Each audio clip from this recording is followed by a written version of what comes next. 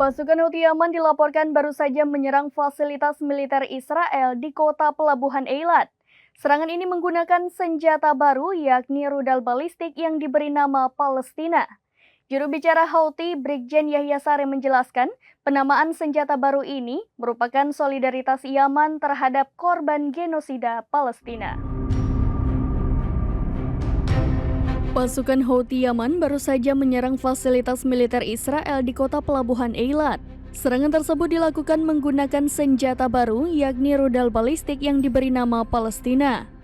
Juru bicara Houthi Jenderal Yahya Saree membenarkan hal tersebut pada Senin 3 Juni 2024. Ia menegaskan bahwa operasi militer melawan Israel akan terus berlanjut.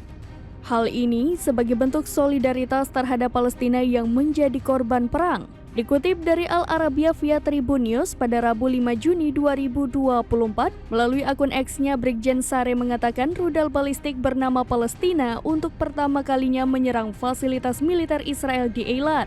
Terkait serangan tersebut, ia tidak mengungkapkan berapa besar dampaknya. Namun, kota pelabuhan Eilat itu beberapa kali menjadi sasaran Houthi sejak Perang Gaza dimulai.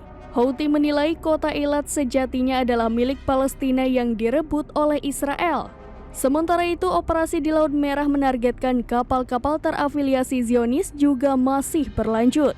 Brigjen Saree menegaskan pihaknya akan menghentikan serangan jika Israel mengakhiri agresi militer di Gaza.